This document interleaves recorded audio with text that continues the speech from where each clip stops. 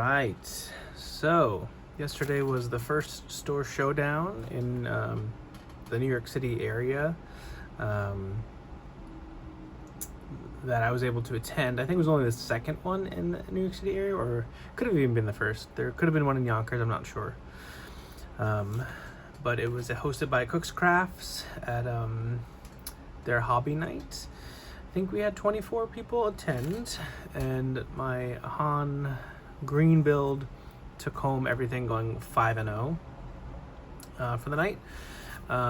So I wanted to show off the deck because it's a little bit different. I spent the weekend playing Han green. I've been playing it for weeks now, but this weekend I really did kind of play a lot and made a lot of adjustments for the event yesterday, and it went really well.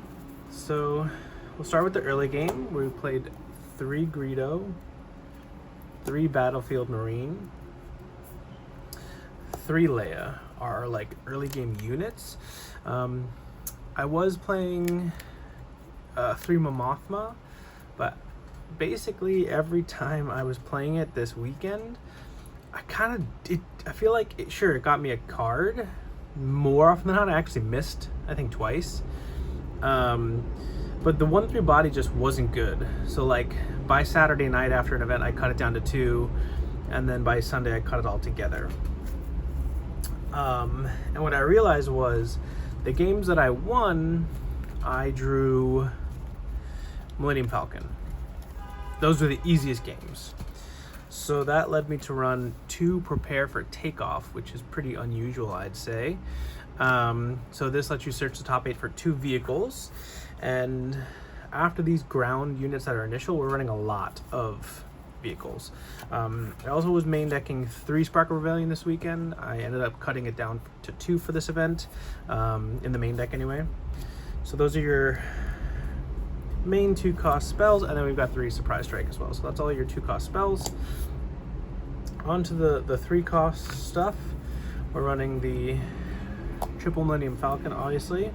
We're running 3 Echo Base Defender, and then 1 Admiral Akbar. I was running 3 of this at one point, but basically every time you draw it, it's just a resource. You really don't want to draw this card.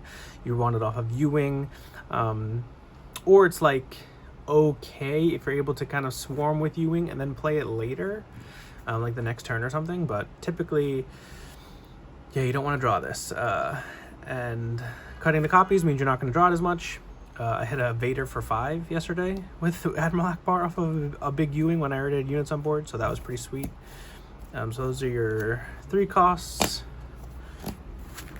units, and then I think a pretty standard 3 resupply and 3 waylays are the 3 cost events. Your 4 costs, running the obvious 3 Bright Hope, and then a little bit more spicy 4 cost Ozatuk Liberator Gunship. Like I said, the games that were the easiest, even though I didn't lose when I was testing this weekend, were when I drew Falcon. Falcon's a 3/4 with pseudo ambush, so is this card, and adding it in just made sense once I started cutting stuff, and especially like cutting my Mothma, which searches rebels, in place of Prepare for Takeoff, which searches vehicles. So Prepare for Takeoff can find these and your Falcons for early game, which is really strong. Both of these cards against aggro, I mean, obviously they're all really good against aggro. You want Bright Hope for sure, but if you don't have Bright Hope on 4, sometimes you can get in trouble in space. So both of these trade 2 for 1 into all of the space units if you get the attack off first, before they get like red 3. Welcome to New York City, where there's always a siren somewhere. So yeah, so that's the biggest thing, is that these trade 2 for 1 into the space against aggro, but also they trade into Inferno 4 really effectively, the gunships and obviously the Falcons. They trade into the Interceptor well. And obviously, like, Interceptor can actually kill Falcon if you play it well. Obviously, they'll Interceptor for 3, and then, like, you go to base, and then you, like, bounce it so it heals. But this can just, obviously, fully trade, which they're both 4 costs, is not the worst feeling. And then we got 2 traders instead of 3, which is pretty common in the main deck. It's really good, but it is still kind of situational, and you don't play it all the time. So, only 2. But then the other kind of swap is 2 Rogue Squadron Skirmishers and 1 Syndicate Lackeys in the main, instead of 3 and 1 or 3 and 0 or whatever. Basically, sometimes the 4 ambush just doesn't get there, and you really need the 5. This is really good against Sabine. Just one-shots her and lives, while this doesn't. Obviously comes out a turn later as well. And with cutting the Momothma, we're running quite a few less 2-drops or 1-drops. So it's like not as impactful. It's still good, but typically by the time you're dropping this, a lot of these are going as resources. They're just like a free resource. But sometimes, you know, against certain decks, you do want a small unit out, like a lot of the blue decks, because you want to dodge Power of the Dark Side and be able to pop a small unit. So it's still good. That's why it's not like 2 of these and 1 of these. But I decided to try out that spread, and I liked it a lot. And then 1 Change of Heart in the main deck, basically as like a 3rd Traitorous, but it's not conditional. And you don't keep it forever, but using it on the big units is backbreaking. And then your 7 costs, pretty standard. 3 solos and 3 U-Wings. Not too much to say about that. And then the 8 cost spread is, I guess, a little weird, because I'm actually main decking a Reinforcement Walker instead of Triple Home 1, which is pretty common in this deck.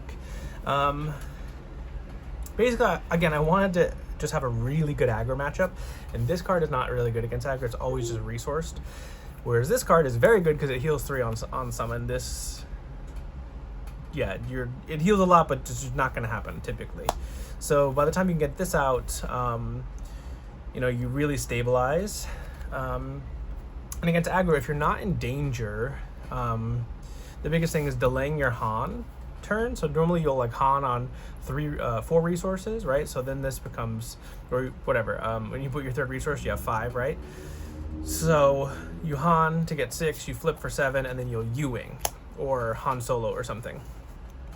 However, if you're pretty stable and not gonna lose, you can delay and then use Han on your 6, get 7, flip for 8, and then drop this 2 turns early against aggro, and that is really huge. The other thing that's quite nice is, again, because we're running 2 Prepare for Takeoff, even though we're only running 1 of this, we'll find it pretty typically against aggro. So that's pretty nice. It's like you can take like a Falcon and one of your late game bombs if you need to. Obviously this is preferred. This can just get you a resource. So that's the main deck. Side deck, we had the 3rd Spark of Rebellion. So you'll see a lot of this is actually just like the 3rd copy, the 3rd Traitorous, a 2nd Syndicate Lackeys, your basically 3 Change of Hearts, your kind of bringing it up to 3 Reinforcement Walker, your 3rd Home 1. So that is 1, 2, 3, 4, 5, 6, 7, 8 cards. Actually, one of these shouldn't have been in here. I think it was the Lackeys, actually. 1, 2, 3, 4, 5, 6, 7. Yeah. So a lot of these are your 3rd copies. The Lackeys was like a question mark. So I've got like 3 question marks. Then you've got 2 Bodhi Rook for basically the unitless decks. Pretty good. And then a little bit of a spicy card is Overwhelming Barrage. You pay 7 for it, but sometimes only against aggro would I ever bring this in, because you just have kind of enough to take out. Again, your Han turn, where you're on 5 resources, you Han for 6, flip Han, attack for your 7. Barraging your Han to wipe out 6 across the board especially on that turn, can almost clear the board against aggro. So this is another way to stabilize, because obviously like U-wing can let you go wide, but it oftentimes doesn't get rid of the units, right? You have to trade into them unless you get a Falcon. You can trade in space, or a gunship. Now that, you know, if you're playing this, that can trade in space, but you have less of an opportunity sometimes to clear as many. It's typically one, right? You'll U-wing a Han Solo, you'll U-wing a Rogue Squadron or a lackeys. This can let you wipe out a lot, which is really nice. It also answers Leia. Obviously, like after she's probably attacked, but still, like you'll answer the Leia that way. So it's another answer to Leia, as opposed to just going for Han, which is, again, Han's great, but this gives you the option to kind of pop Leia or kind of wipe around the Leia if you need to. So that's the side deck. Yeah, so this is like what I bring in versus aggro. Typically, I'll bring in those four, cutting the 3 resupplies and one of the home ones. But yeah, that's basically that. And then the other question marks were lackeys, a gunship, and the 3rd Rogue Squadron somewhere, because like these are just really good against aggro. All of these cards, like this is just so good against all their space units. This is really good against Sabine, whereas this doesn't kill Sabine or Leia, but it can trade twice. This typically can trade twice, just not into Leia. So like this, you know, hits Leia for 4, and like a Leia ground unit can finish it off, so that's pretty good too.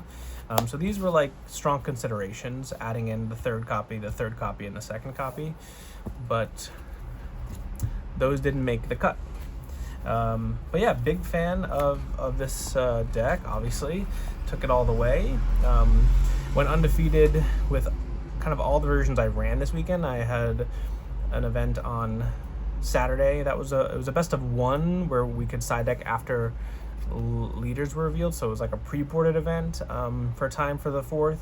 I went 4-0 in Swiss, was only 1 of 2 undefeateds, and then got pretty cocky in top 8 and didn't mulligan, and got demolished by Palpatine yellow. That wasn't fun, but live and learn. And then the next day was a kind of a best of 3 local constructed event where I also was 3-0, the only undefeated, and by then the deck was starting to look more like this. And then I made a couple more changes yesterday before the event, and we won. So I'd say the event was a success. We did well at our first Store Showdown, and I don't know if I'll play this the next one and try hard and try and get another 4 Mace Windu's. Never say never. I've got my eye on some other decks now, but definitely not like breaking this down. Still my favorite deck, and let me know if you have any questions in the comments, and yeah, this is the update.